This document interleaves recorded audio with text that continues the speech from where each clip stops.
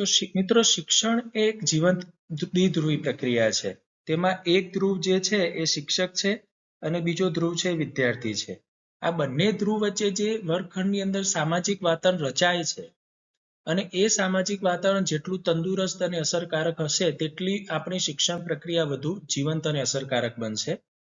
તેની એક વ્યાખ્યાની આપણે વાત કરીએ, ડેફિનેશન, કે ચોક્કસ સ્થળે ચોક્કસ સમૂહને શીખવતી વખતે શિક્ષક વિદ્યાર્થી વચ્ચે વિચાર, વાણી અને વર્તનની જે આદાન પ્રદાનની જે પ્રક્રિયા થાય છે તેને આપણે વર્ગ વ્યવહાર કહીએ છીએ.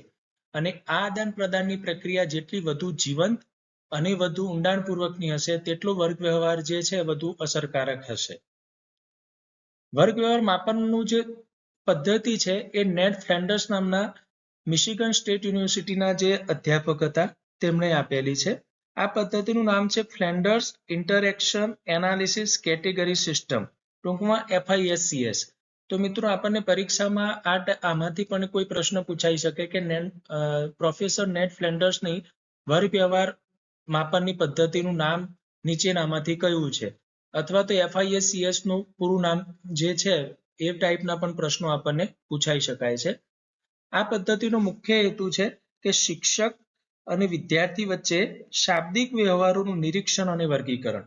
અહીંયા ખાસ બાબત એ છે જે આ પદ્ધતિની મર્યાદા પણ કહી શકાય કે આ પદ્ધતિ ફક્ત શાબ્દિક વ્યવહારોનું જ નિરીક્ષણ અને વર્ગીકરણ કરે છે. અહીંયા અશાબ્દિક વ્યવહારોનું નિરીક્ષણ થતું નથી. તો આ પ્રશ્ન મર્યાદાના સ્વરૂપમાં પણ આપણને પરીક્ષામાં પૂછી શકાય છે. નેડ ફ્લેન્ડર્સે જે છે મોટાભાગે વર્ગખંડની અંદર જે શાબ્દિક અભિવ્યક્તિ છે અને જે વિદ્યાર્થી અને શિક્ષક વચ્ચે જે લાગણી અને વિચારોની જે આપલે થાય છે તેના ઉપર ભાર મૂકેલો છે. હવે આપણે જોઈએ કે આ જે નેડ ફ્લેન્ડર્સના જે માળખું છે વર્ગ વ્યવહારનું તે કેવા પ્રકારનું છે. તો વર્ગ વ્યવહારનું જે માળખું છે તેની અંદર મુખ્ય જે ઘટકો જે છે એ 10 ઘટકો છે. આ 10 ઘટકો જે છે, તો આ આંકડો પણ આપણા માટે યાદ રાખવો જરૂરી છે કે વર્ગ વ્યવહારના મોડેલની અંદર કેટલા ઘટકો છે. હવે આ 10 ઘટકોનું જે વિભાજન છે આપણે જોઈએ તો તેની અંદર સૌથી અગત્યની જે રોલ છે શિક્ષકનો છે. તો શિક્ષકની વાત જે છે તે જે છે તેની અંદર 7 ઘટકો હોય છે. 7 ઘટકો જે છે શિક્ષક પક્ષે છે. વિદ્યાર્થી પક્ષે મુખ્ય 3 ઘટકો છે, પણ તેની અંદર પણ 2 ભાગ પાડેલા છે કે વિદ્યાર્થીની વાતચીત જે છે તેની અંદર 2 ઘટકો છે અને અન્યમાં 1 ઘટક છે. હવે શિક્ષકની વાતચીતની વાત કરીએ તો તેની અંદર પરોક્ષ અસર અને પ્રત્યક્ષ અસર એમ 2 ભાગ પડે છે. તો આ બંને ભાગની અંદર વાત કરીએ તો શિક્ષકની વાતચીતની પરોક્ષ અસરની અંદર 4 ઘટકો છે, જેમાં લાગણીનો સ્વીકાર, વખાણ કે પ્રોત્સાહન, વિદ્યાર્થીના વિચારનો સ્વીકાર કરવો અને પ્રશ્નો પૂછવા. તે જ રીતે શિક્ષકની વાતચીતની પ્રત્યક્ષ અસરમાં વ્યાખ્યાન કે કથન, સૂચના આપવી કે ટીકા કરવી અથવા સત્તા સ્થાપિત કરવી. એટલે કુલ 7 ઘટકો જે શિક્ષકની વાતચીતના ઘટકો છે વર્ગ વ્યવહારમાં. વિદ્યાર્થીની વાત કરીએ તો તેમાં વિદ્યાર્થી કોઈ પ્રશ્નનો જવાબ આપે છે, શિક્ષકની કોઈ સૂચનાનો જવાબ આપે છે અથવા વિદ્યાર્થી કોઈ પહેલ કરે છે. તો આ 2 ઘટકો અને અન્ય છે શાંતિ અને મૂંઝવણની પરિસ્થિતિ. તો આ રીતે મિત્રો 10 ઘટકોની અંદર વર્ગ વ્યવહારનું જે નેડ ફ્લેન્ડર્સનું મોડેલ છે વિભાજિત છે. તો તેની અંદર આપણે વિગતે વાત કરીએ તો સૌપ્રથમ છે શિક્ષકની પરોક્ષ અસર. તેની અંદર આપણે વાત કરી કે 4 ઘટકો છે. એક છે લાગણીનો સ્વીકાર. તો શિક્ષક દ્વારા વિદ્યાર્થી પ્રત્યે જે હકારાત્મક અથવા નકારાત્મક જે લાગણીનો સ્વીકાર કરવામાં આવે છે તેના દ્વારા વિદ્યાર્થી પક્ષે વર્ગખંડની પ્રક્રિયામાં વધુ સક્રિયતા દાખવતું હોય તેવું જોવા મળે છે. ફોર એક્ઝામ્પલ, કોઈ મુદ્દો સમજાયા પછી વિદ્યાર્થીને સારી રીતે ના સમજાયો હોય તો શિક્ષક દ્વારા કહેવામાં આવે કે તને નથી સમજાવતું, તને ફરીથી સમજાવું, વધુ ઉદાહરણ આપીને સમજાવું, નવી કોઈ પદ્ધતિથી સમજાવું. તો આ રીતે વિદ્યાર્થી પક્ષે તેની લાગણીનો સ્વીકાર કરવામાં આવે તો વર્ગખંડ પ્રક્રિયા વધુ જીવંત બને છે. બીજું છે વિદ્યાર્થી પક્ષે કોઈ ઉત્તર આપવામાં આવે છે કે શિક્ષણ પ્રક્રિયામાં કોઈ પણ પ્રકારે ઇન્વોલ્વમેન્ટ થાય છે ત્યારે વિદ્યાર્થીની જે બાબત છે તેનો સ્વીકાર કરી અને તેને વખાણ કે પ્રોત્સાહન કરવામાં આવે છે, તેને શાબાશી આપવામાં આવે છે, તેના પ્રત્યે શાબ્દિક કે અશાબ્દિક જે શુદ્ધઘટકો જે હકારાત્મક પ્રકારના છે તેનો ઉપયોગ કરવામાં આવે છે. ત્યારે વર્ગખંડ પ્રક્રિયા વધુ જીવંત બને છે. વિદ્યાર્થીના કોઈ વિચારનો સ્વીકાર કરવામાં આવે છે. એટલે વિદ્યાર્થી પક્ષે કોઈ રજૂઆત કરવામાં આવે છે તો તે રજૂઆત જે છે કેટલા પ્રમાણમાં સત્ય છે કે એ બાબત ઉપર નહીં, પણ એ કેટલી વિદ્યાર્થી પક્ષે કેવી રીતે જોડાયેલી છે તે સમજી અને શિક્ષક દ્વારા તેના વિચારનો સ્વીકાર કરવામાં આવે છે. અને ચોથી બાબત છે પ્રશ્નો પૂછવા.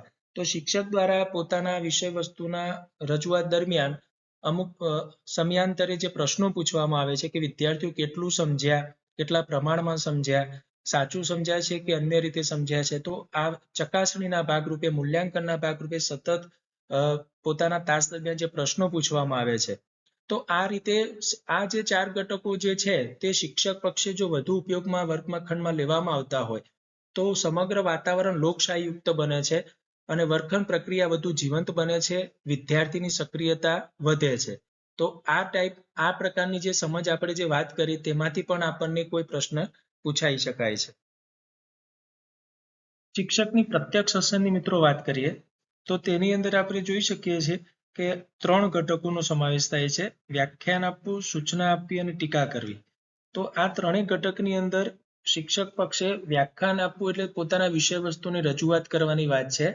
સૂચના આપવી એટલે કે કોઈ પ્રશ્ન પૂછવામાં આવે છે, વિદ્યાર્થીને કોઈ પોતાના પ્રશ્નનો જવાબ આપવા માટે કહેવામાં આવે છે, અથવા તો જવાબ આપ્યા પછી તેને બેસી જાઓ, નોટમાં ઉતારી લો, અવાજ ના કરશો, બહાર જાઓ, ઊભા થાઓ. તો આ પ્રકારની જે સૂચનાઓ આપવામાં આવે છે તેનું પણ આ ઘટકની અંદર સમાવેશ થાય છે. ટીકા કરવી એટલે વિદ્યાર્થી ઉપર પોતાની વાતને સ્થાપવાની વાત છે કે હું જે ભણાવું તે જ સાચું છે, વાતો ના કરશો, શું કરવા અહીંયા આવો છો. તો આવા પ્રકારના જે શબ્દોનો ઉપયોગ કરવામાં આવે છે વિદ્યાર્થી માટે, તો એક પ્રકારે ટીકા કરવી કે સત્તા સ્થાપિત કરવાની વાત છે. તો આ પ્રકારના ઘટકોનો ઉપયોગ વર્ગખંડની અંદર જેટલો ઓછો થશે તેટલો વર્ગખંડનું વાતાવરણ જે છે વધુ જીવંત બનશે, એવું આપણે કહી શકીએ છીએ.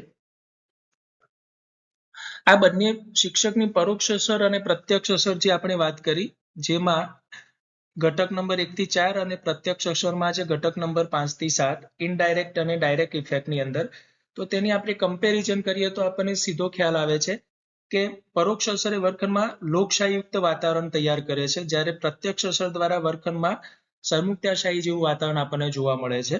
વિદ્યાર્થીની સક્રિયતા પરોક્ષ અસર દરમિયાન વધે છે, જો પ્રત્યક્ષ અસરના ઘટકોનો ઉપયોગ વર્ગખંડમાં વધુ થતો હોય તો વિદ્યાર્થીની સક્રિયતા વર્ગખંડમાં ઘટે છે. વાતાવરણની વાત કરીએ તો પરોક્ષ અસરના ઘટકોનો ઉપયોગ વર્ગખંડમાં જેટલો વધુ થશે તો વાતાવરણ ભયયુક્ત અને પ્રોત્સાહક રહેશે અને વિદ્યાર્થીઓ વધુ ઉત્સાહથી ભાગ લેશે. જ્યારે પ્રત્યક્ષ અસરની અંદર વિદ્યાર્થીઓ ઉપર નિયંત્રણ એક પ્રકારનું હશે અને વિદ્યાર્થીઓ વધુ પડતા કડક શિસ્ત અનુભવશે. ઇચ્છનીયતાની વાત કરીએ તો ઓબ્વિયસલી આપણને દેખાય છે કે વર્ગખંડ પ્રક્રિયાનું અંદર લોકશાહીયુક્ત વાતાવરણ હોય તે ઇચ્છનીય છે, જેથી વિદ્યાર્થીઓની વર્ગખંડમાં સક્રિયતા વધુ રહેશે. જ્યારે પ્રત્યક્ષ અસરના ઘટકોનો જેટલો ઓછો ઉપયોગ થશે તેટલું વર્ગખંડની અંદર વધુ સારું વાતાવરણ જોવા મળશે. એટલે એક જાગૃત શિક્ષક જે છે એ પોતાના વર્ગખંડની અંદર પરોક્ષ અસરના જે ઘટકો છે તેનો વધુમાં વધુ ઉપયોગ કરશે, એ જરૂરી છે. વિદ્યાર્થીની સક્રિયતાની વાત કરીએ વર્ગખંડમાં, તો ઘટક નંબર જે 8 થી 10 છે એ વિદ્યાર્થી પક્ષે છે. તો વિદ્યાર્થી કોઈ પ્રશ્નનો જવાબ આપે છે, શિક્ષક દ્વારા પૂછવામાં આવેલી કોઈ અન્ય બાબતનો જવાબ આપે છે, તો એ વિદ્યાર્થી પક્ષની વાતચીત થાય છે અને આ બાબતમાં વિદ્યાર્થી જેટલા વધુ સક્રિય હશે તેટલી વર્ગખંડ પ્રક્રિયા જીવંત લાગશે. પહેલ કરે છે, તો વિદ્યાર્થી પક્ષે કોઈ જવાબ આપવામાં આવે છે, શિક્ષકને કોઈ પ્રશ્ન પૂછવામાં આવે છે, કોઈ વિષય વસ્તુ અંતર્ગત બાહ્ય અન્ય વિષયનું જોડાણ કેવી રીતે થઈ શકે છે, તો એના રિગાર્ડિંગ કોઈ નવો વિચાર રજૂ કરે છે વિદ્યાર્થી, તો આ પ્રકારની બાબતો જે છે વિદ્યાર્થીની વધુ સક્રિયતા દર્શાવે છે.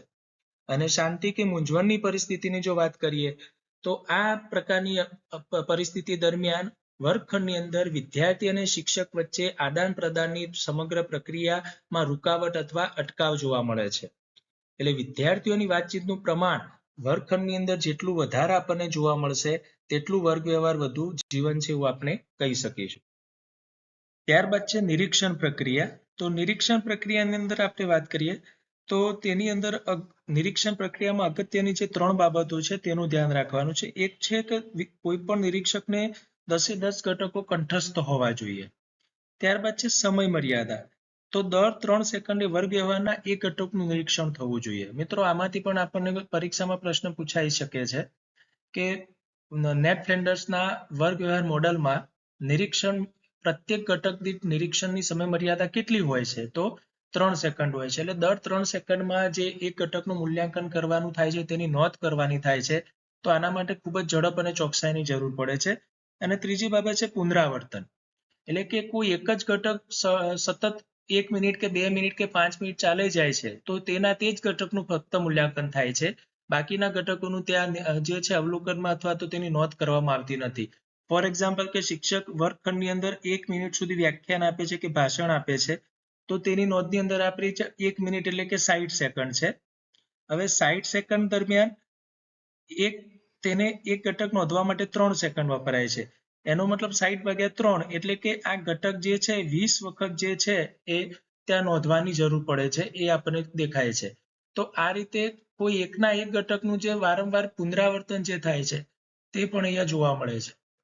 આગળ જોઈએ મિત્રો કે ડેટા પ્રોસેસિંગની જે સાંકળ બને છે એટલે કે કોઈ તાસ દરમિયાન આપણે જ્યારે એ તાસનું નિરીક્ષણ કરતા હોઈએ છીએ આ 10 ઘટકના આધારે તો કાચા ડેટાની અંદર આપણે ફટાફટ જે છે 3 સેકન્ડના અંતરે ઘટક જે છે ફક્ત લખી લેવાના હોય છે. તો ફોર એક્ઝામ્પલ 10, 6, 10, 5, 5, 4, 8, 10 તો આ ફક્ત ઘટકનો ક્રમ નંબર નોંધવામાં આવે છે.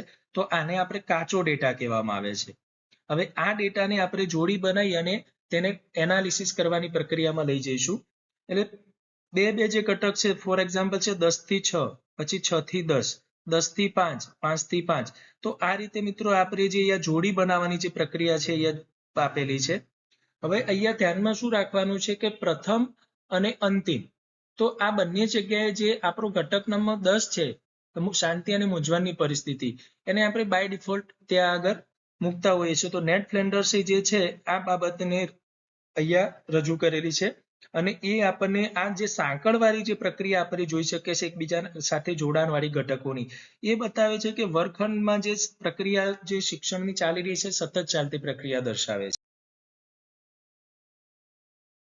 ઘટકોના એનાલિસિસની મિત્રો વાત કરીએ તો આઈડી રેશિયો એટલે કે ઇનડાયરેક્ટ અને ડાયરેક્ટ અસર જે છે તેના રેશિયોની વાત કરીએ તો શિક્ષકની જે પરોક્ષ અસર છે તેમાં ઘટક નંબર 1 થી 4 નો સરવાળો અને ભાગ્યા ઘટક નંબર 5 થી 7 નો સરવાળો કરીશું અને આ જે રેશિયોનું જે મૂલ્ય છે એ 1 કરતો વધુ આવે તે ઇચ્છનીય છે. તો શિક્ષકની પરોક્ષ અસર જે છે વધુ સારી છે તેવું કહી શકાય.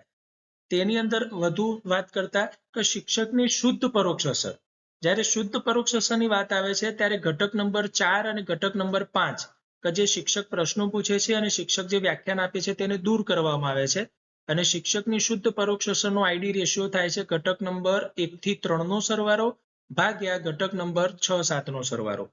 તો આ મૂલ્ય પણ 1 કરતો વધુ આવે તે ઇચ્છનીય છે. શિક્ષક કેટલું બોલ્યા તેની આપણે જો વાત કરીએ તો તેમાં ઘટક નંબર 1 થી 7 નો સરવાળો કે જે શિક્ષકની વાતચીતના ઘટકો છે તે તમામનો સરવાળો અને આ સરવાળો જેટલો વધુ હશે તેટલી શિક્ષકની સક્રિયતા વધુ દેખાશે. તો આ જે સક્રિયતા શિક્ષકની ઓછી હોય અને વિદ્યાર્થીની સક્રિયતા વધુ હોય તે જરૂરી છે. વિષય વસ્તુના પ્રદાનની વાત કરીએ તો ઘટક નંબર 4 અને 5 ની વાત જે છે તે ઘટકોનો સરવાળો હોય છે. ઘટક નંબર 4 એટલે શિક્ષક જે પ્રશ્નો પૂછે છે સૂચનો કરે છે અને 5 એટલે વ્યાખ્યાન આપે છે. એટલે કે આ જે બે ઘટકો જે છે એ વિષય વસ્તુનું જે વર્ગખંડની અંદર જે પ્રદાન થાય છે તેની વાત બતાવે છે. હવે આપણે આની મર્યાદાની વાત કરીએ. અગાઉ પણ આપણે એની મર્યાદાની વાત કરી છે. તો સૌથી અગત્યની જે મર્યાદા છે તો આ જે નેટ ફ્લેન્ડર્સનું વર્ગ વ્યવહાર મોડેલ છે એ ફક્ત શાબ્દિક વર્તન જે છે તેના પૂરતું છે. અહીંયા અશાબ્દિક જે વર્તન જે છે એનું મૂલ્યાંકન થઈ શકતું નથી.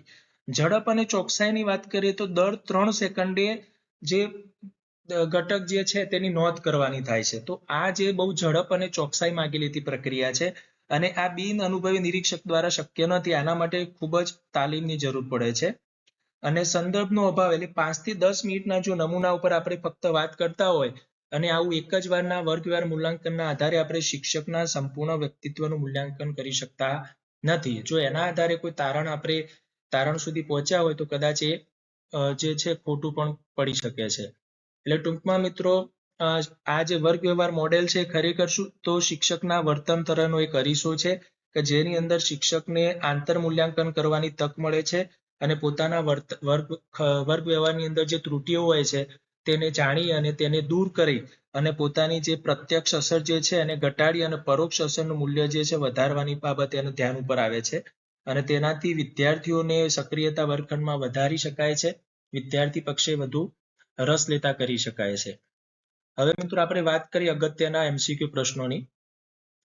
પ્રશ્ન 1 છે, કોઈ શિક્ષક વર્ગમાં સતત 1.5 મિનિટ એટલે કે 90 સેકન્ડ સુધી કોઈ ખ્યાલની સમજૂતી આપવા માટે સળંગ વ્યાખ્યાન આપે છે. તો ફ્લેન્ડર્સના નિયમો મુજબ અવલોકનકાર આ સમયગાળા દરમિયાન ઘટક નંબર 5 ને અવલોકન પત્રમાં કેટલી વખત નોંધશે? તો આગળ પણ મિત્રો આપણે એક ઉદાહરણ આ ટાઈપનું જોયું છે. અહીંયા 1.5 મિનિટ એટલે વાત થાય છે 90 સેકન્ડ. તો 90 સેકન્ડ જે છે હવે આપણે એક ઘટક નોંધવા માટે સમય જાય છે 3 સેકન્ડ. તો 90 ભાગ્યા 3 કરીશું તો સીધો આપણને જવાબ મળે છે 30. તો એ ઘટક જે છે એ 30 વખત નોંધવાનું થાય છે, એટલે આ MCQ નો જવાબ થશે 30 વખત. તો આ રીતે કોઈ પણ બીજો સમય બદલી અને આપણને ઘટકની નોંધ કરવાનો પ્રશ્ન પૂછ્યો હોય તો આપણે જવાબ આપી શકીએ છીએ. બીજું છે, નેટ ફ્લેન્ડર્સના વર્ગ વ્યવહાર પૃથ્થકરણમાં શિક્ષકની શુદ્ધ પરોક્ષ અસર નું મૂલ્યાંકન કરવા માટે કયા ઘટકોના સરવાળાનો ગુણોત્તર લેવામાં આવે છે? તો ઘટક નંબર 1 થી 4 નો સરવાળો છે, 1 થી 3 નો સરવાળો અને ઘટક નંબર 6 થી 7 નો સરવાળો. અહીંયા શિક્ષકની શુદ્ધ પરોક્ષ અસરની વાત કરી છે. ફક્ત શિક્ષકની પરોક્ષ અસરની વાત કરી હોય તો ઘટક નંબર 1 થી 4 નો સરવાળો અને 5 થી 7 નો થાય.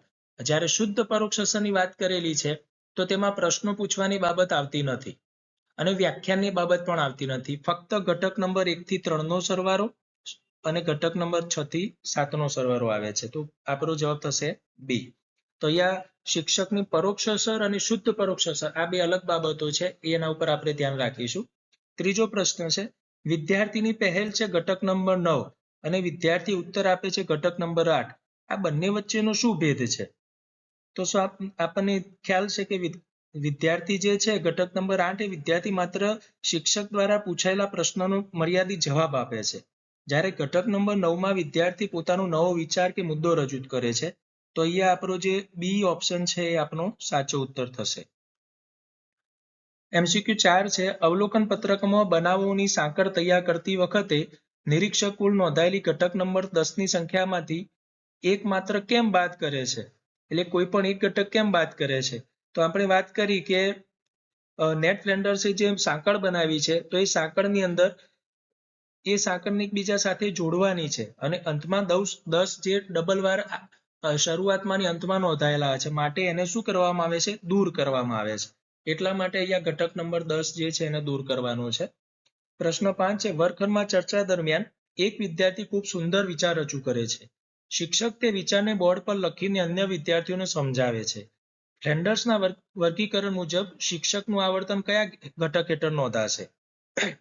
તો અહીંયા સ્વાભાવિક છે કે વિદ્યાર્થી પોતાનો વિચાર રજૂ કરે છે તો વિદ્યાર્થીના વિચારનો સ્વીકાર જે છે એ શિક્ષકની પરોક્ષ અસરની અંદર નોંધાય છે ઘટક નંબર 3 માં. તો આપણો જવાબ થશે બી. 6 છે, ફ્લેન્ડર્સની પદ્ધતિની સૌથી મોટી મર્યાદા કઈ ગણાય? જુઓ મિત્રો, આવો પણ કોઈ પ્રશ્ન આપણને પૂછાઈ શકે છે. સૌથી મોટી મર્યાદા છે કે તે શિક્ષક શું બોલ્યા તે નોંધે છે, પરંતુ કેવું બોલ્યા તેની અવગણના કરે છે, એટલે એ અહીંયા આપણે નોંધતા નથી. આગળ લઈશું મિત્રો 7 નંબર, વાતો કરવા આવો છો, ઉપરનો માર્ગ ખાલી છે. આવા શાબ્દિક પ્રયોગો શિક્ષક દ્વારા થાય ત્યારે તે વર્ગ વ્યવહારના કયા ઘટકનું ઉદાહરણ બને છે અને તેની વર્ગ પર કેવી અસર પડે છે? તો અહીંયા ઘટક નંબર 7 જે છે, વિદ્યાર્થીની ટીકા કરવી, વિદ્યાર્થીની ભાગીદારી નિયંત્રણમાં આવે છે, એ જોવા મળે છે. 8 નંબર છે, જૂથ વ્યવહારની અસર કરતા પરિબળોમાં જૂથને સંગઠિત રાખવાનું ચાલક અને નિયંત્રક બળ કયું છે? તો એ 4 ઓપ્શન છે. તો જૂથનું નેતૃત્વ જે કરવું છે એ એનો ચાલક બળ છે એવું આપણે કહી શકીએ છીએ. પ્રશ્ન નંબર 9 છે, અસરકારક અને આદર્શ વર્ગ વ્યવહાર માટે શિક્ષકની વર્તનતરી અંગે નીચેનામાંથી કયું વિધાન સૌથી યોગ્ય છે? શિક્ષકની વર્તનતરીની વાત કરી છે તો શિક્ષકની પ્રત્યક્ષ અસર કરતા તેની પરોક્ષ અસરની માત્રા જેટલી વધુ હશે તેટલું શિક્ષકનું વર્તન વધુ લોકશાહીયુક્ત અને સારું છે એવું આપણે કહી શકીશું. તો આ અગત્યના પ્રશ્નોની પણ અહીંયા આપણે ચર્ચા કરી છે મિત્રો. તો આ વર્ગ વ્યવહારનું જે આ લેક્ચર છે તે તમે સારી રીતે સમજ્યા હશો તો આમાંથી કોઈ પણ પ્રશ્ન આવશે તો તમે એનો સારી રીતે જવાબ આપી શકશો. આભાર. ફરીથી આપણે અગત્યના કોઈ મુદ્દા સાથે મળીશું. મિત્રો, તમને આ મુદ્દો જે છે ખૂબ જ ઉપયોગી થવાનો છે અને તમારા મિત્રોને પણ ઉપયોગી બને માટે આ ચેનલને સબસ્ક્રાઇબ કરશો અને તમારા મિત્રોને પણ શેર કરશો. આભાર. Thank you.